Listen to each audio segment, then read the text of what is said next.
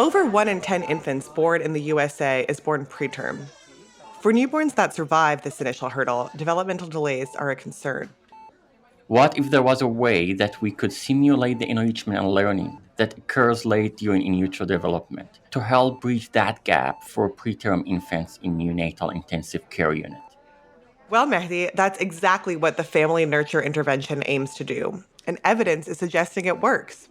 But before we get ahead of ourselves, let's loop in our listeners. This is Science Rehashed, the podcast where we offer a window into life science research to anyone in the world with an internet connection. I'm Layla. And I'm Mehdi. And we're your Science Rehashed co-hosts. 最前沿的科学研究 Science Innovation und Wissenschaft Montage Technologia كشف جديد Pesquisa Discovery Rehashing Science. We'd like to thank Untapped Resources for sponsoring Science Rehashed. Untapped Resources is a Boston-based foundation that funds the arts, sciences, education, and creative initiatives of people working to improve lives, celebrate community, and solve local problems. With support from the Untapped Resources grant program, we are committed to making science more inclusive and accessible for scientists and the science curious worldwide.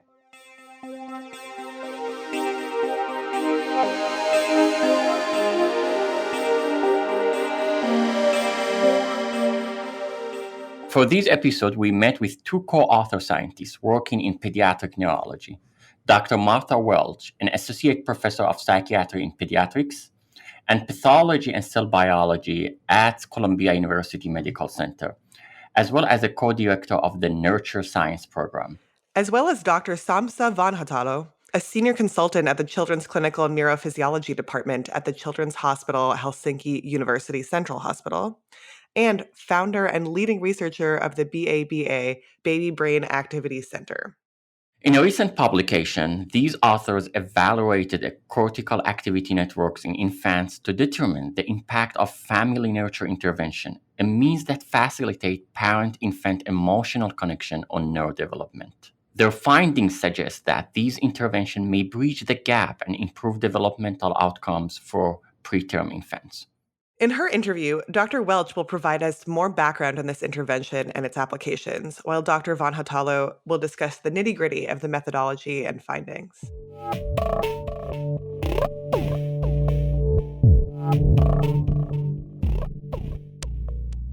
Welcome to Science Rehashed, Dr. Welch.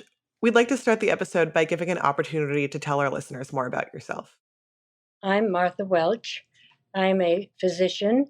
And at Columbia University Medical Center, I'm professor of psychiatry in pediatrics and pathology and cell biology. I had a 25-year clinical career before this research career of 25 years, so total 50 years so far. The first 25 years, I came to some theories and ideas about mother-child interaction and about child development that I wanted to explore. So I switched tracks to an academic research track. It's been a very exciting journey. I had an incredible first 25 years. I teamed up with a Nobel laureate, Nico Tinbergen, who told me that my ideas represented a paradigm shift and that it takes decades to affect a paradigm shift. But I didn't think it would take this many decades.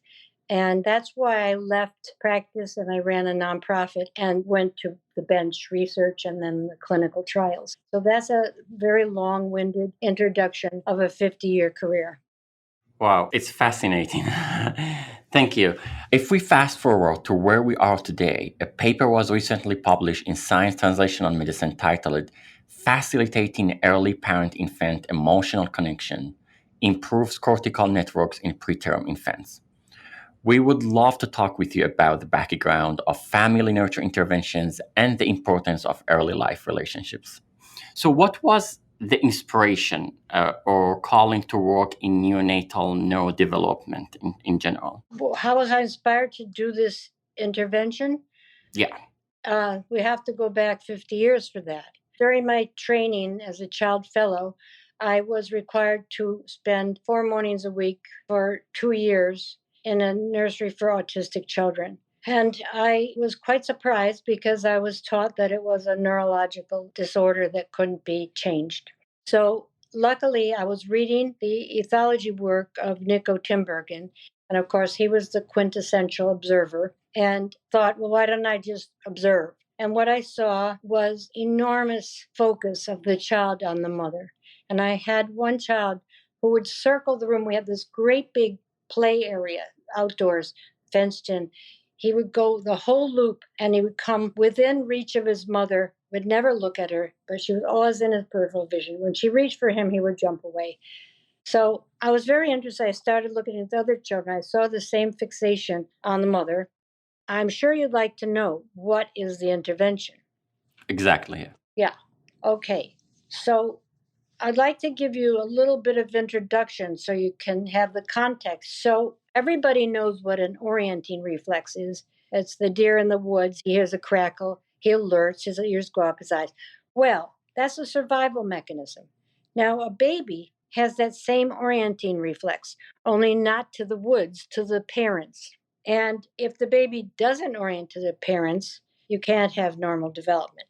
We know that orienting reflex is measured by autonomic measures, the very ones we've used, heart rate and vagal tone. So we have shown that in positive connection, you have a positive orienting reflex.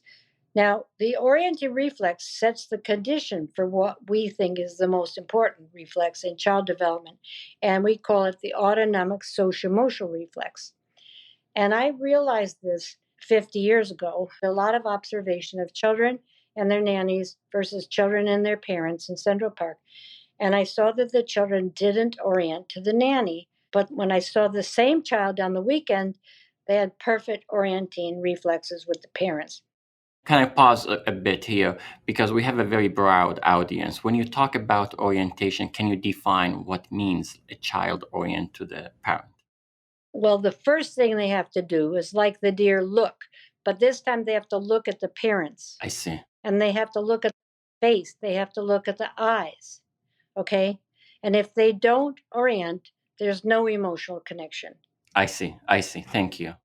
And the autonomic socioemotional reflex is that automatic response you have to somebody. I'm sure you've seen it. You come around the corner, you see somebody you really want to see, and you light up. Gotcha.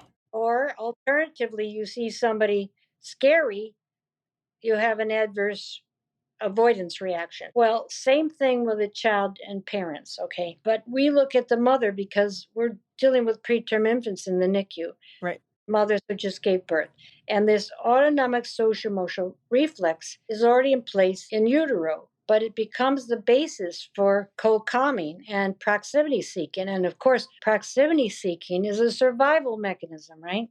Okay. This autonomic socioemotional reflex begins with the mother. And then, of course, it extends to other family members. First, the father, the grandparents, or close family members, and then eventually to other people, like the teacher when the child goes to school. And we know that 50 to 60% of American and Canadian children are having trouble doing that with the teacher.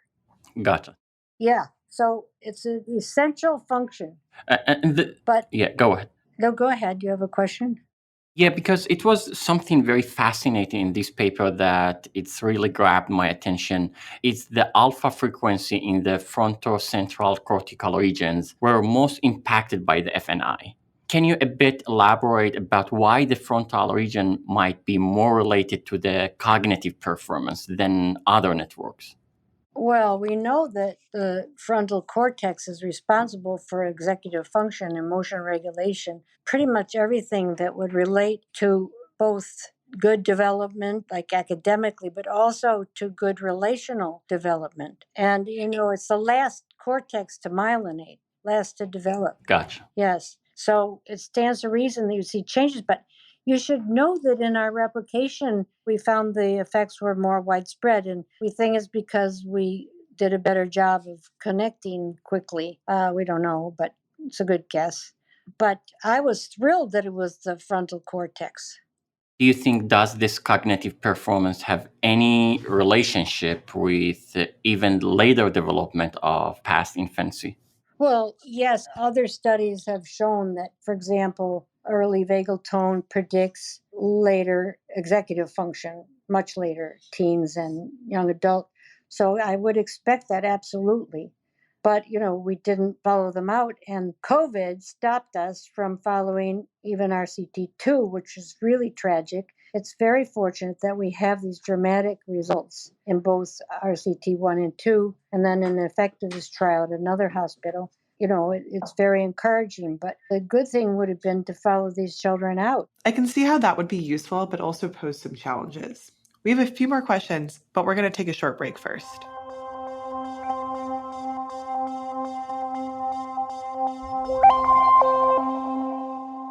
If you're enjoying this episode, join the conversation with us on Twitter @ScienceRehashed, where we will be rehashing this episode. Don't forget to follow us on all of our social media, Facebook, Twitter, and Instagram @ScienceRehashed, to stay in the loop about our new episodes and upcoming interviews.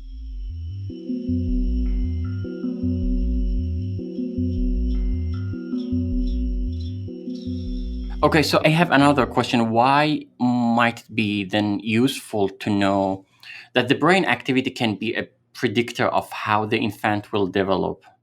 Yes, and this Vanhatalo story helps underscore that because the network function predicted the 18-month outcome, right? So you're getting at a question that I think is really important. You want to know, how's this happening? Exactly. And I think that the single most powerful mediator of emotional connection and therefore optimal development is the mother's emotional expression to her baby.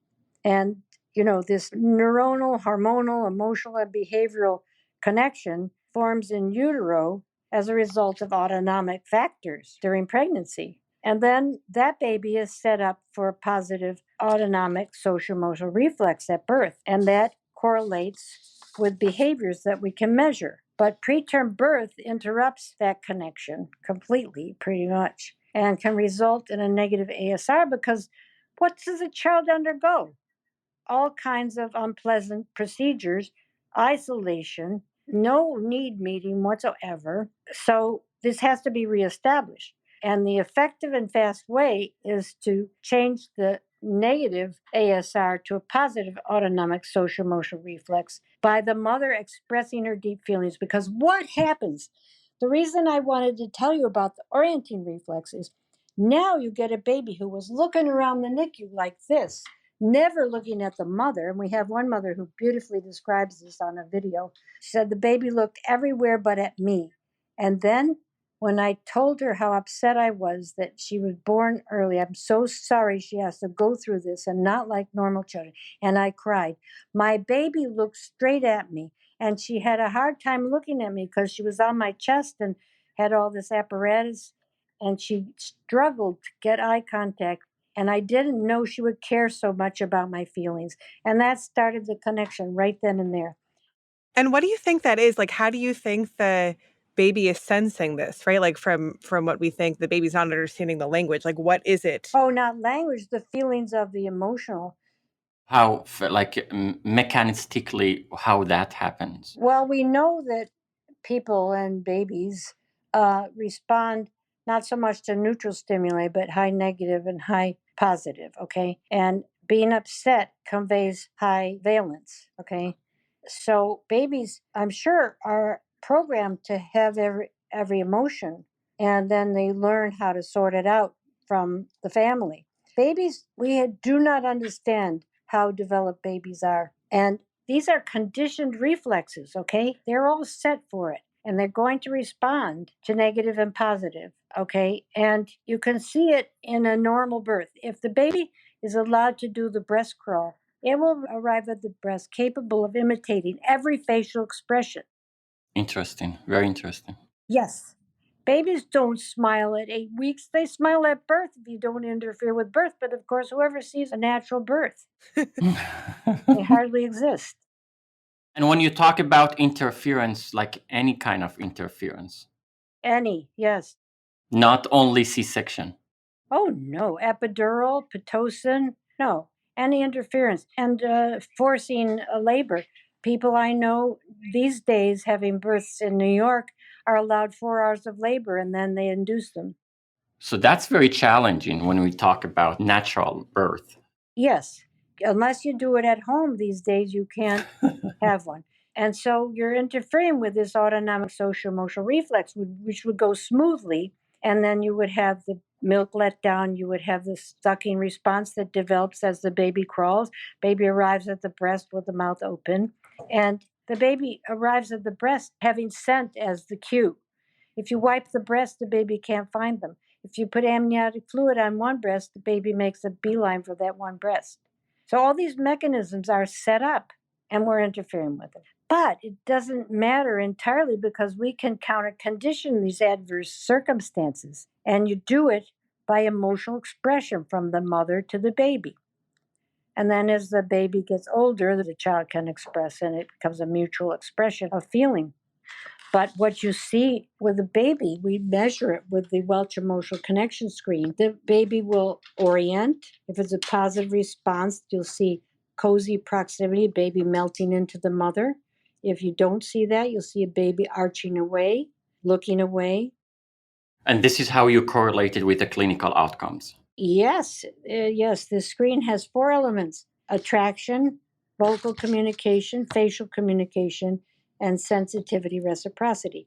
The vocal, if it's a newborn in the NICU, you can tell the responding by the way the baby either snuggles or tries to get away from the mother, look away. And these babies, you just can't believe how well they can notify the mother that they want to get away. But what we're doing by having the expression is conditioning the approach behaviors. And as far as facial, it's eye contact. These days, you see so many children only give fleeting glances at their mothers. No, you must see sustained eye contact to know that it's positive reflex. And the other is reciprocity. And we have lovely videos in the NICU of reciprocal interactions between mother and baby. So we have the mothers do this expression in calming cycles, and it takes less and less time as time goes on for them to calm together and to get this kind of beautiful picture of reciprocity. This is fascinating. I would like also to touch base on some of the limitation and challenge of these family nurture interventions. So where do you see the difficulties or confounding variables that these might introduce in the research setting? Oh, well, the NICU is a very tough environment. But we were very surprised to find, Mehdi, that it didn't matter how noisy or how active the NICU was, because when the mothers and babies were having this exchange, it was as if they were in a bubble.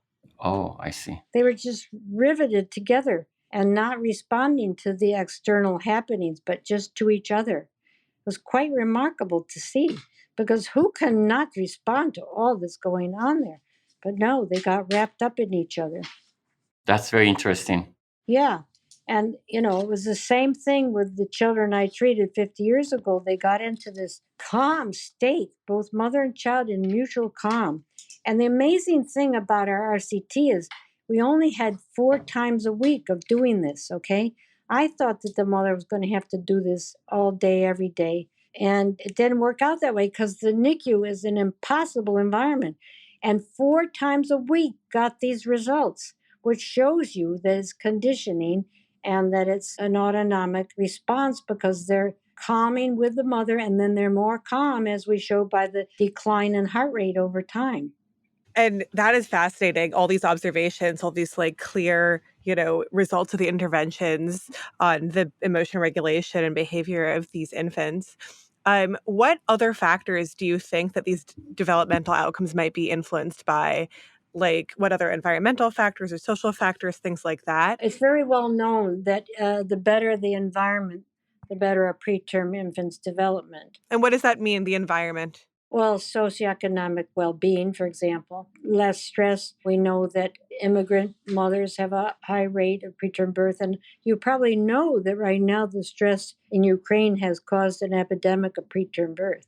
Wow, okay. I didn't know that. Yes.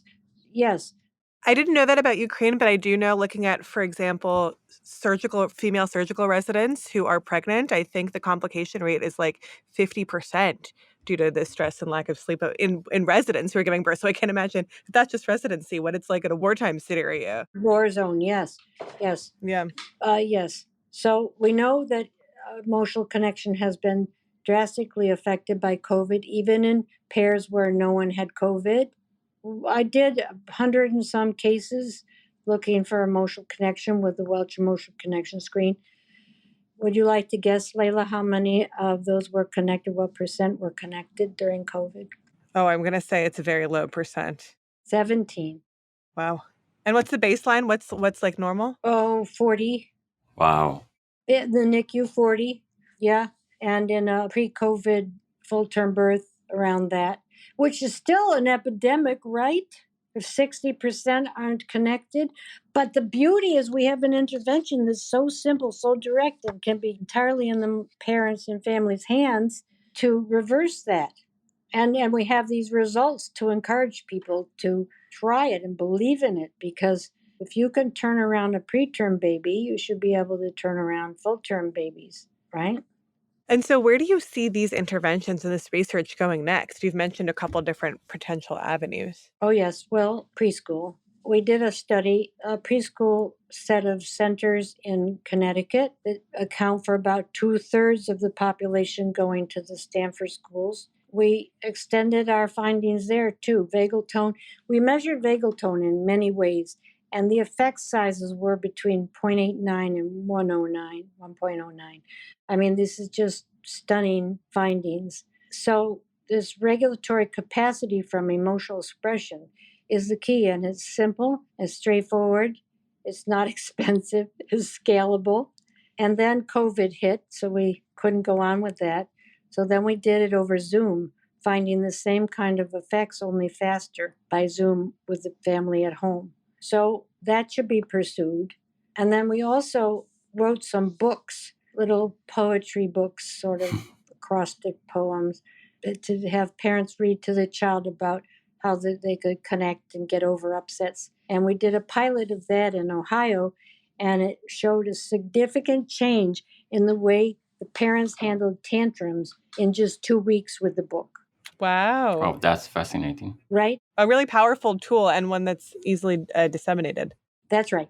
So this shows great promise. Can you imagine how I feel after 50 years on this trajectory of research to come to these wonderful results, to have them verified by a fine researcher like Sampsa Vanhatalo and extended? It's just more than I ever could have dreamed, you know? I think this is substantial paradigm shift in this research. Exactly.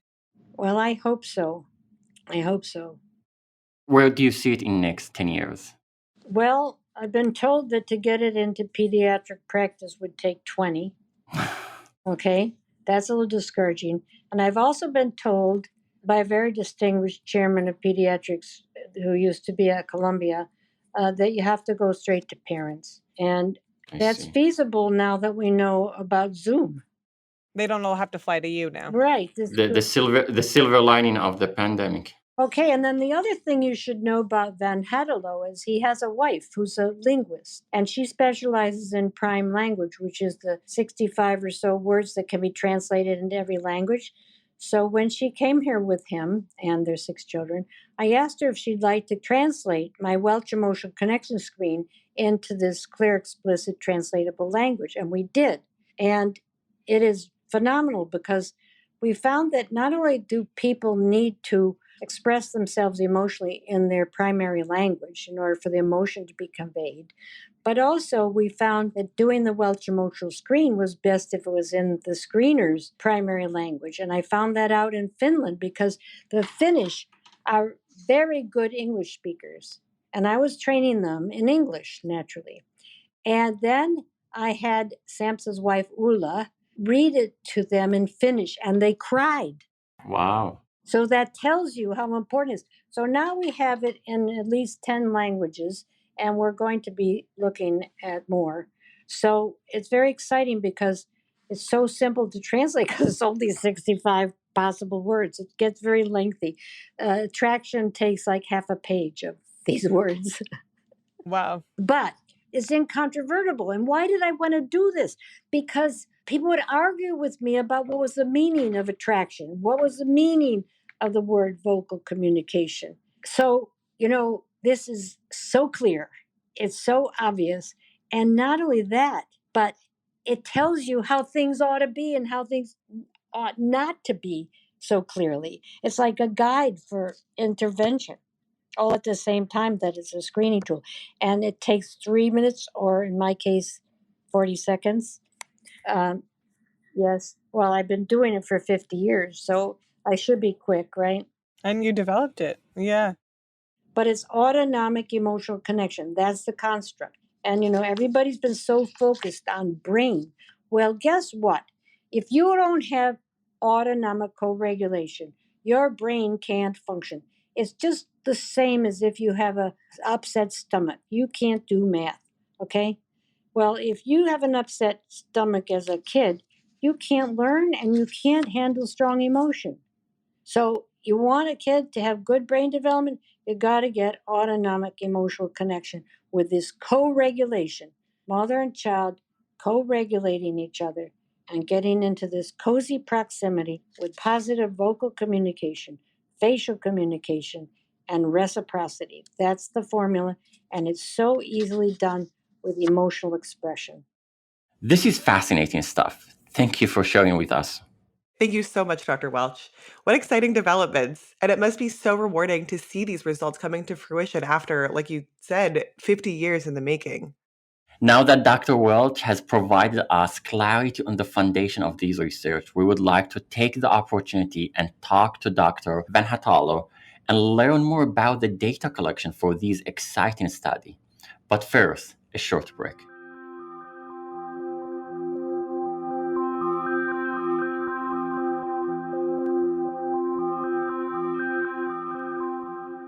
We appreciate the reviews from fans on Apple Podcasts. Lorben27 left us a kind review saying, "This podcast is perfect for anyone who's interested in science but doesn't have time to sift through papers for hours. Easy to follow and really interesting convos." Thanks, Lorben.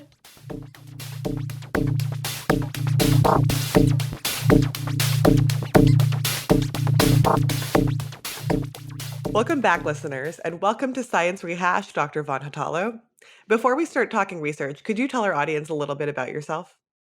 My background is medicine, so I'm a medical doctor doing clinical work a few days a week. But I started doing brain research 26 years ago during my medical studies. And originally I was working on animals, but then I shifted to human studies 20 years ago, 2001.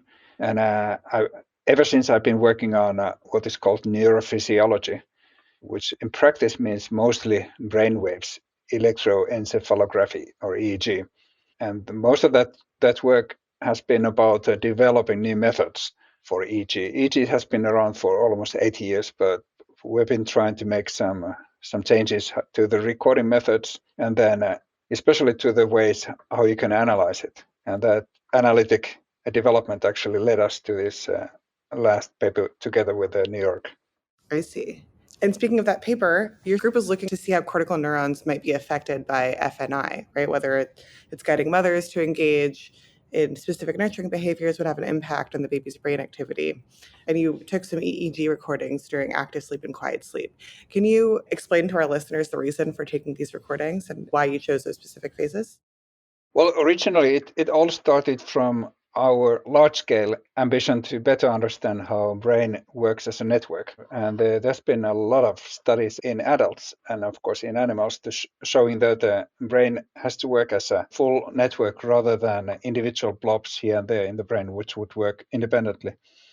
And then the network analysis is best done by using EEG because we think that the network activity arises from interactions between the nerve cells, the brain cells or neurons, and that activity can only be directly recorded by looking at the EEG waves, how they interact between brain areas. And we put maybe 10 years of time, a lot of efforts into first developing how you can record high-density EEGs from infants, and then into how you can analyze the interactions between brain areas at high fidelity. After we kind of perfected this pipeline, we started looking around for places to use it. And then we got very much attracted by this FNI trial, which had been done some years ago. And then we also realized that they had been recording these infants with a method that by that time still is maybe the best possible way to record EEG waves in a way that you can then use it for network analysis. Then we contacted these people and proposed that can we do together a reanalysis of the data. Wow.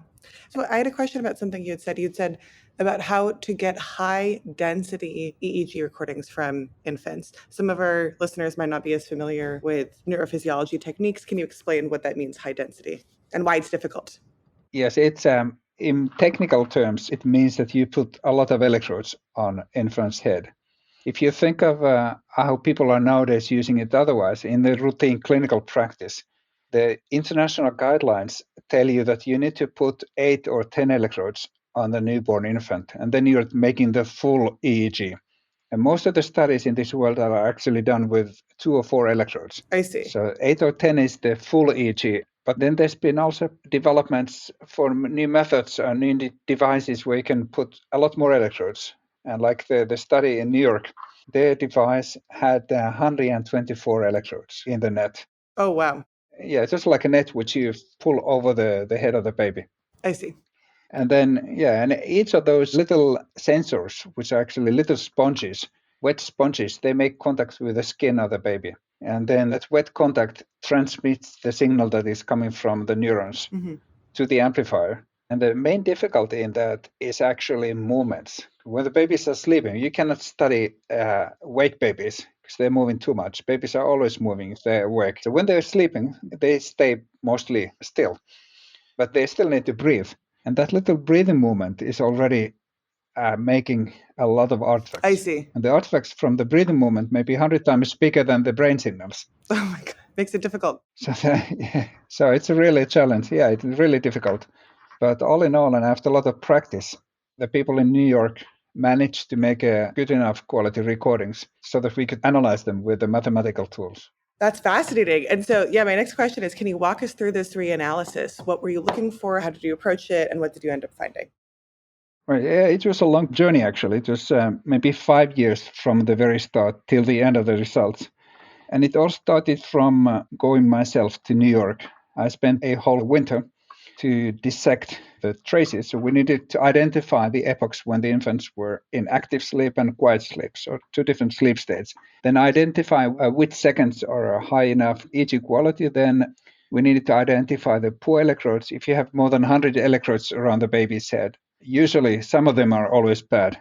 Then after that, the data was transferred to Finland and the engineers started working. First, they needed to create an algorithm that is able to project the signals recorded from the scalp, from the skin, onto infant's cortex. So we had a 3D model of the infant brain, and then that 3D model brain was parcellated, so divided into 58 patches of the cortex, the brain surface. And then we needed to estimate what is the activity in each of these patches, as opposed to the original signal that was recorded from the baby's skin. So then we say that we are in the source space. So we are in the space on brain cortex where the signals are originally coming from. And then we started another level of analysis that was looking for connections, or connectivity we call it. So interaction between 2 different patches. So you have 58 patches, each connecting to 58 other patches. So that makes more than 1,000 connections altogether. And then the signals were looked for each of these connections for each of the frequency bands, which we had 24. In the end, we had 24 frequency bands and more than 1,000 connections. There's a lot of connections. And then you get the connectivity matrix, which shows you what happens between each of these patch pairs. And after that, we studied if the connections are sensitive to infants' sleep state, which they seem to be. If they are sensitive to infants' age, you never can study the infants at exactly the same age, but there's somewhat differences. So we needed to correct for that. And after all those, then you could start comparing the groups that had got the standard care versus the ones who had received this FNI care.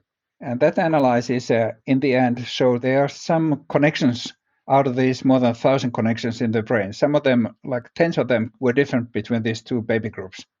I see. And that's how you're able to study differences in infant cognition and infant well-being. Yeah. Very interesting. And you mentioned these go ahead. Oh, go ahead. Yeah. First, we identified the difference between these two groups, standard care and FNI group. Then we had what we call subnetworks. That was the so-called sensitive network to the treatment. And then that network strength could be compared to, for example, the cognitive outcomes. We could see that the later outcome of the babies is different depending on the strength in that specific subnetwork. Oh, very interesting. So you're actually able to correlate the strength of this network to the baby's cognitive outcomes, which is like, yes. I'm not a neuroscientist, but that seems to me such an incredible insight to be able to look at the cognition of newborns, right, and babies that can't communicate. Well, actually, that correlation was to the cognitive outcome 2 years later. And that correlation and the meaning of that analysis is that in the first place, we could only say that if the baby gets FNI treatment, their brain is altered. But we did not know if that alteration, if that FNI effect has any meaning. And one way to assess the meaning is that you see if that treatment is making any change later on in child's life. That's what we could show, that the change that we're making by FNI does have an effect on their later cognition. And what I think I would say even more exciting to myself was that then we also wanted to see what is the cause of the effect, or how does it relate to normal growth. We all know that if you are born very preterm, there are some burdens in your brain development. The brain is not quite the same as it would be for a term age baby. So we took a group of babies from Helsinki that were born at a normal term age. And then we compared their networks to the networks of these preterm infants from Colombia. And it looks like the babies who had been treated by FNI had brain networks that compared well with the term babies, normal babies from Helsinki. Whereas the babies who got their standard care, they were lagging. So that make a very simple explanation of the finding is that the FNI treatment is able to correct the effect of the burden on prematurity on the preterm infants. That is such a powerful conclusion to be able to draw, right? Because as we were speaking with Dr. Welch, FNI is not an intervention that needs specialized equipment, right? It's on the easier end of interventions to implement. So that's a really, really powerful result. Well, yeah, I mean, as a biologist, I'm not surprised at all. Just to make another shortcut, I would say that the biology has invented all the tools we need for development. And the medicine and all these expensive devices, they have very limited extra power over what the biology has invented already. And the emotional connection, or parent-infant connection, is one of the most powerful environmental effects that you may have for a child. Absolutely. And I have some questions about the conclusions of the study, but before we get there, you mentioned these phase-phase correlations in the paper. Can you explain to us what the functional significance of these phase-phase correlations during sleep are? Yes, there are different ways how neurons may interact.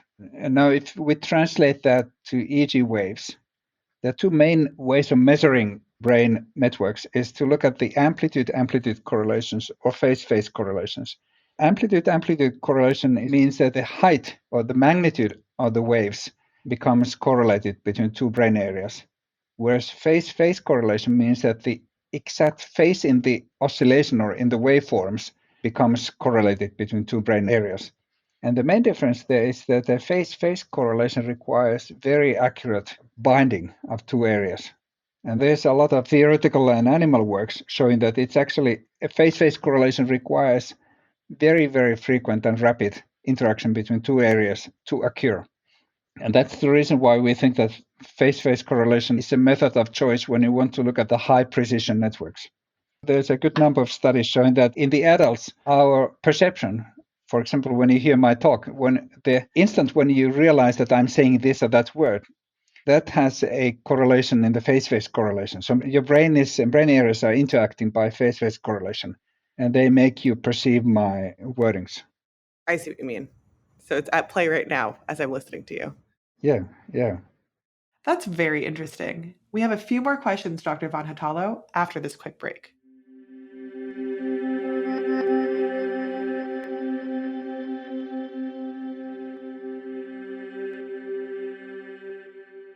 If you're enjoying the show and want to help us keep making content, please consider becoming one of our patrons on Patreon. Find us at patreon.com/join/science-rehashed to become a patron for just $3 a month. Or you can become a VIP patron for just $5 a month. Our first 10 VIP patrons will receive a free Science Rehashed water bottle. That's patreon.com/join/Science Rehashed to join. You mentioned that you were comparing the Columbia preterm babies who have the F&I intervention versus the Columbia preterm babies that don't have the intervention with babies born in Finland who were full term, right? And I know that there's different medical practices at large between the US and Finland. So I'm wondering how that might account for any differences or if that factored into your model. Well, those differences are hard to measure. But when it comes to ICU practices, just the medical practices, they're very, very similar, comparable between Columbia and Helsinki. In this context, I would say that the bigger difference is in the non-medical surroundings. And of course, what I think we all are aware is that the American preterm care is much more heterogeneous than it is in Scandinavia. Depends so much on which hospital you end up being submitted to. Yes. And also speaking of mother-child bonding, there's very little guaranteed maternity leave, right, in the US compared to in Scandinavia, or really the rest of the world. But I think that is after when you're... That's a major loss for American babies. Exactly. So hopefully research like this will help in the huge amount of evidence for the need to have that support. I've been surprised to realize when it comes to findings like this, or the whole idea of F&I, where everything makes intuitive sense, and there's no biological reason how you could argue against it. But still, there are always these cynic people who say that you need to follow evidence-based rules and blah, blah. But there's no way how you could generate evidence that would be conclusive enough to overcome these cynics. Exactly. It's incredibly frustrating. Focusing on the network analyses back for a second, because I'm also really fascinated by that. How can these EEG network analyses like this one be leveraged in clinical studies? What are sort of the advantages or disadvantages of using this approach? And forgive me, this might be a naive question, but I am not a neuroscientist, I'm not a neurophysiologist. And so these sort of studies are really exciting and exotic to me. I would say that is maybe a naive question, but it's also a crucial question that we should be asking ourselves. That why is this and that useful? And we too rarely do it, to be honest. After all our work, I try to be pragmatic and realistic. And I don't think that much of the network neuroscience, including our work, not much of that is going to benefit routine care. But that's not the level of where it should be making the advance.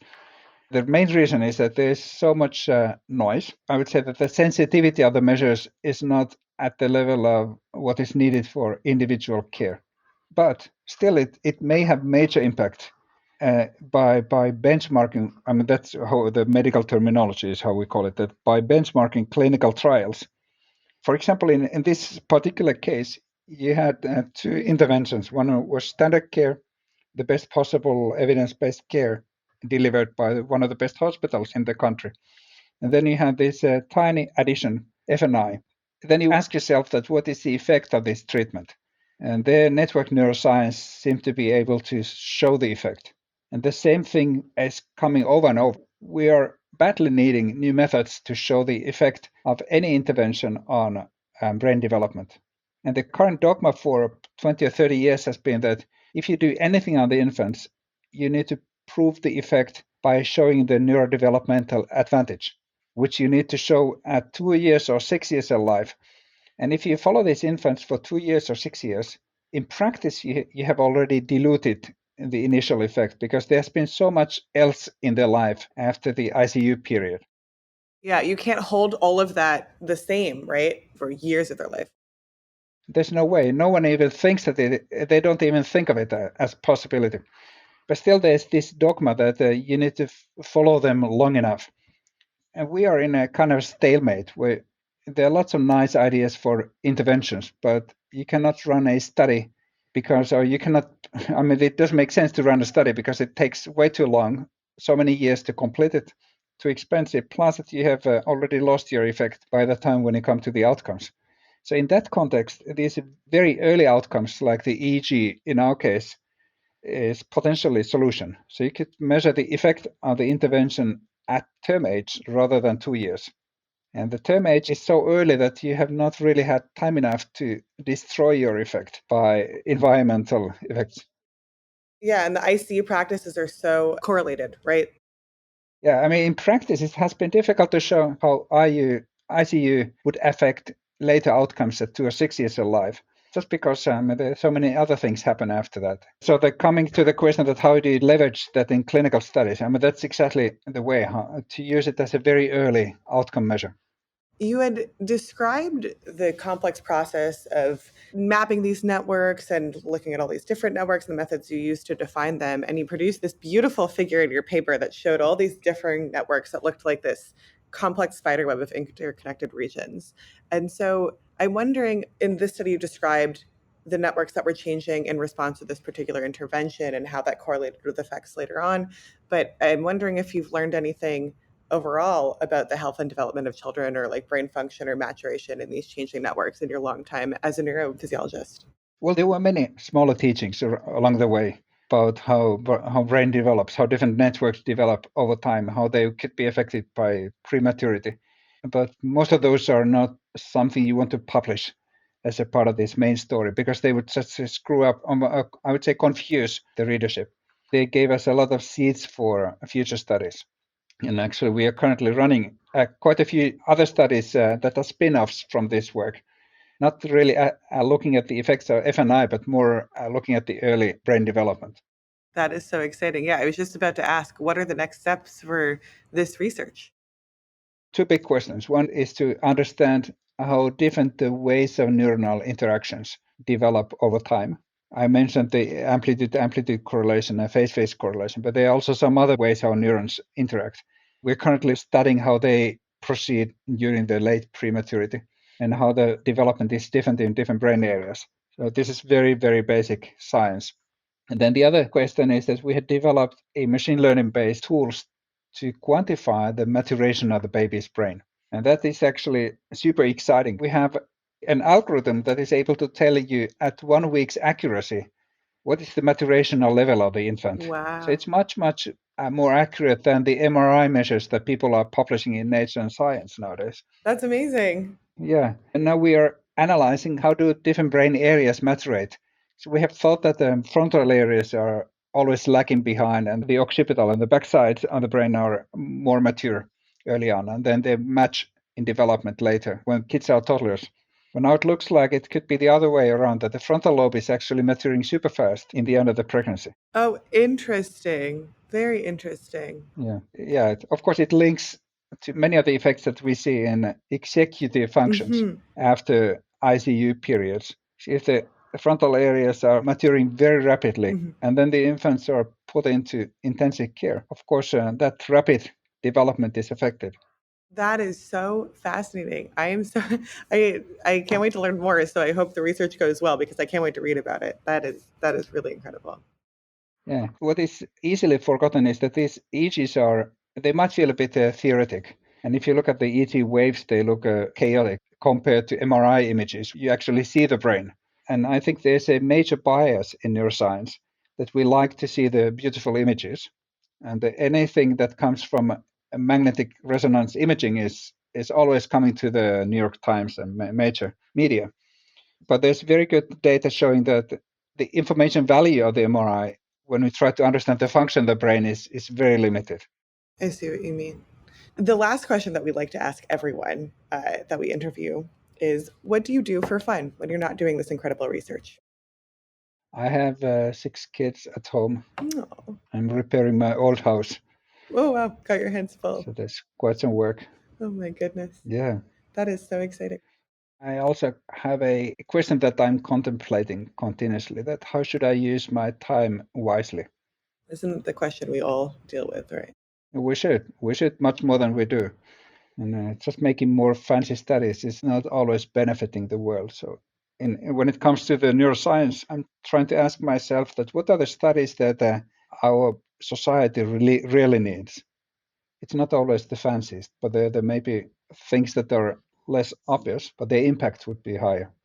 I think that is a really important guiding question that we should keep in mind. Like, what's not the flashiest study, or what's, not looking for, what's the study that's going to get us published in the highest journal, but what's that study that's going to produce the knowledge about the world that we really need. Yeah.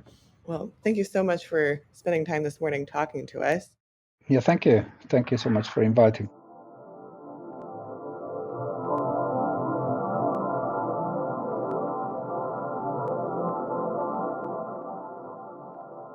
What a fantastic demonstration of using objective data to confirm clinical interventions that have been decades in the making. I can't wait to see where these research goes next. Absolutely, Mehdi.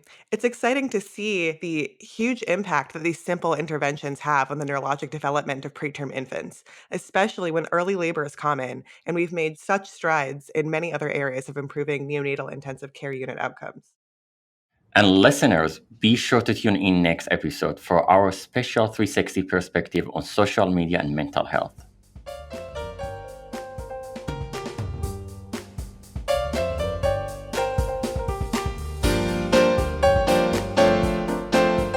Thank you for listening to another episode of Science Rehashed. This episode was co-written by Lauren Granata and Caitlin Hawley, edited and mixed by Aaron Troutman. The cover art for this episode was made by our creative director, Emma Brand. We'd also like to thank the whole team of Science Rehashed for making this episode possible.